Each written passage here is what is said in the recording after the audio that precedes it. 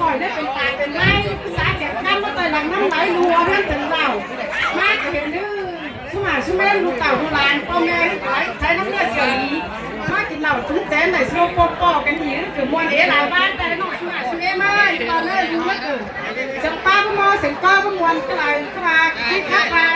ส่งจุกไข่2 ล้านนึง2-3 คอร์ส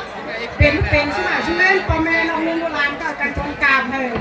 ฉันคอยเป็นตาเป็นไม้เนอะเอ็นเนอะ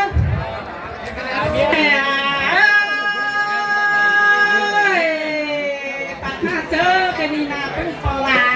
แม่เอ็นเ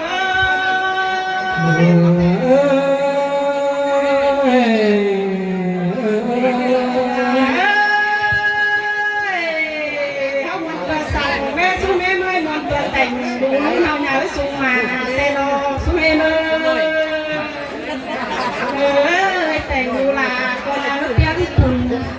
แต่งดูรุ่นนั้นสูงพอเจอมีไปแล้วผู้สูงปลาเป็นไงเมื่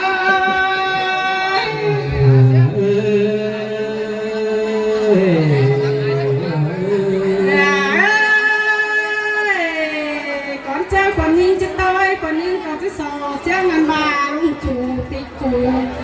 เจ้าบ้านก็เนื้อพึ่งปลาก็แป้งในมือก็จะสอบเที่ยงลุงบีถือใจฟังกล้ามันเน่เอากามิดแกโบนมาเรื่องบางมาต่อยกันแล้วพึ่งปลาก็แป้งในมือ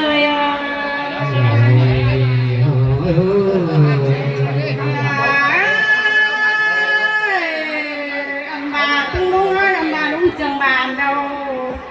อันมาพึ่งลุงเป็นจากปันมีก็ว่ามีเบอร์ของสังก็นะปันยังหาพี่น้องตะโกนเลยสมมติมาสตาร์เม็ดว่าลุงอาหัวก็เลย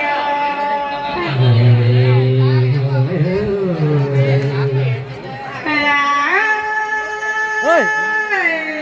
ตั้งสองมาหน้าตั้งจะสอจุกเผาสองน้อยมัน